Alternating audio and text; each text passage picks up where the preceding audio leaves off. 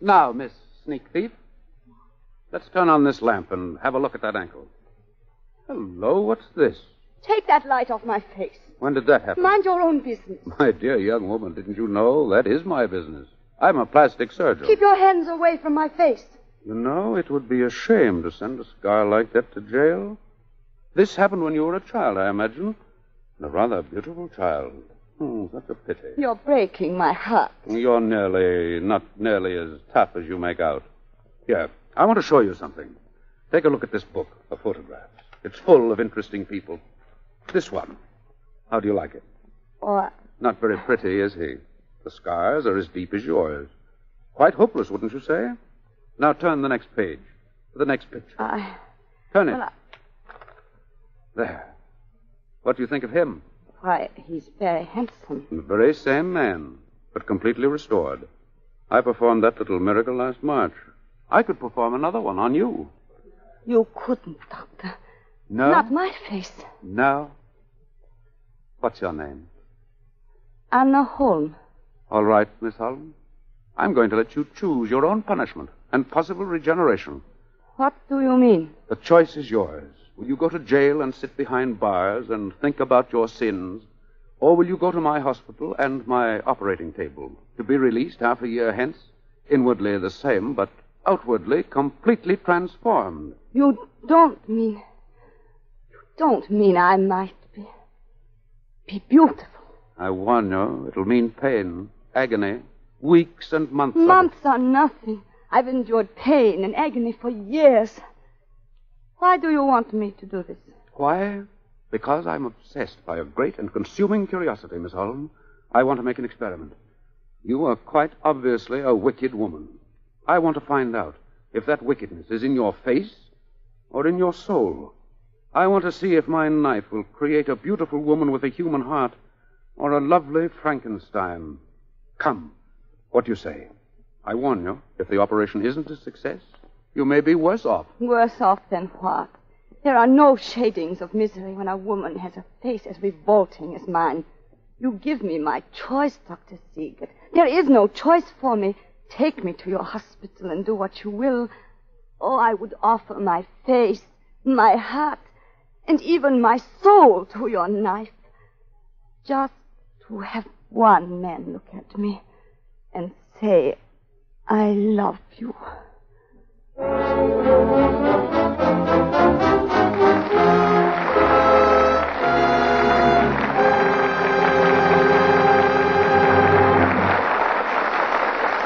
The scene is again the courtroom where Anna is on trial for murder. According to the sworn testimony of the defendant, she met Dr. Gustav Siegert, who offered by means of plastic surgery to transform her scarred face into a thing of beauty. Her appearance here on the witness stand is a testimony to Dr. Siegert's skill. Now, suppose... Yes, Mr. Prosecutor. I wish to ask Miss Holm a question, please. Yes? Did you, Miss Holm, at any time during the 6 months spent in his hospital, did you realize that Dr. Siegert had fallen in love with him? No, I did not know. Didn't you know that he divorced his wife? Yes, but not on account of me. He had learned of her indiscretions with other men. And it was you who told him about her? No, he found out for himself. Oh, indeed. Permit me to say... One moment, Mr. Prosecutor. Let us get on with the witness testimony. Tell us, Miss Holm, what happened when you left Dr. Siegert's hospital? I went to Torsten Waring's apartment. I wanted him to be the first to see me. The look in his eyes was worth all the months of pain in Dr. Siegert's hospital. The hours passed. We talked of this and that as lovers do. And as the light faded, we sat in the dusk and Torsten played for me.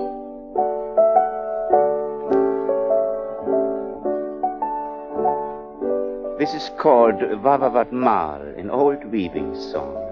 It's supposed to represent the movement of the shuttle. I heard it first up at my dear uncle's estate at Forza.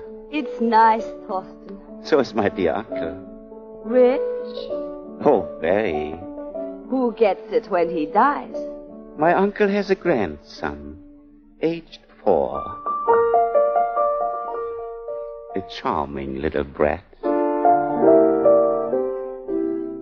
Rather frail.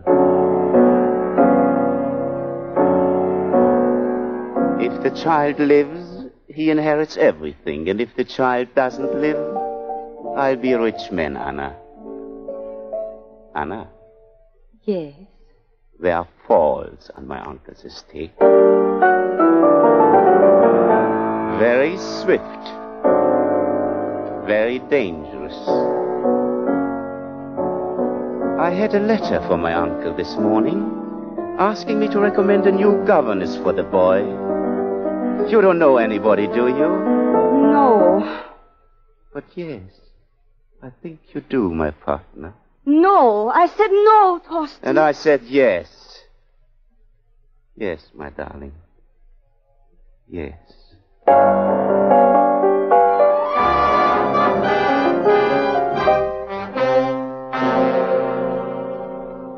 Torsten had his way, and I went to force her to be the boy's governess. The child's name was Lars Erik. He was a nice little boy, and I tried hard to steel my heart against him. Susanna, have you gone? No, Lars Erik, I'm right here. What do you want? You forgot to hear me say my prayers. You can say them without me, can't you? Sometimes I forget the words. Please. Well, all right. Now I lay me down to sleep. I pray the Lord my what, Miss Anna? My soul to keep. Oh, yes. If I should die before I wake. The weeks slipped by. I found myself kissing the child good night every night when I tucked him into his bed. Torsten wrote me often, but I had nothing to report to him. When he arrived in Forza for his uncle's birthday party, he was very angry. There was a dance that evening, and I found that one of the guests was Dr. Siegert. Pardon me, may I have this dance? Doctor? May I? Why, of course. Thank you. Well, you can't imagine how relieved I am. Relieved? Yes. I've been looking fearfully in the papers each morning, expecting to read of some outrageous crime committed by a beautiful brunette. And now I find... You find what? Perhaps you could tell me. Oh, no, you're the expert. Turn on your light, Doctor. Unfortunately for humanity, the light hasn't been invented which would let us look into that interesting heart of yours. But I can, perhaps, issue a preliminary, encouraging bulletin. Encouraging? Yes. Let's say, tentatively, let's say that the patient has had the intelligence to hide herself in a place where her past life can't tempt her, and the courage to go where she can start a new life. Your diagnosis is wrong, Doctor. I'm not on the side of the saints, not yet. You've made a good start. Grandfather Baring thinks you quite a wonderful person, and he tells me that little Lars Erik loves you. Shall we talk about something else? What, for instance? Well, about you, Doctor. But how can I talk about me without talking about you?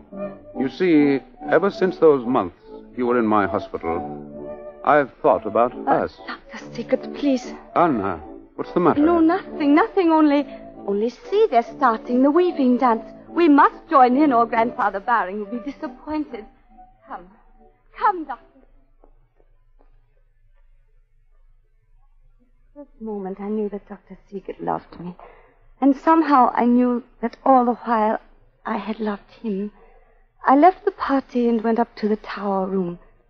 It was there Torsten Baring found me. He had seen me go up the stairs and had followed.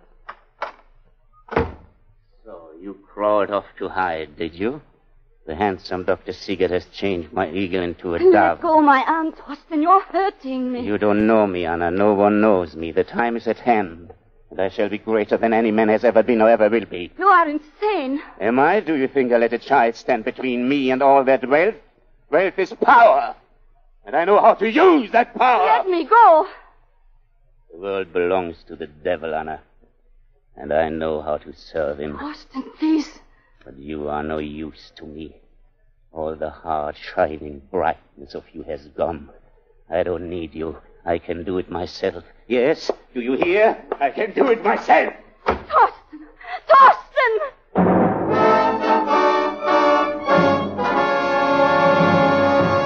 You're breaking my heart.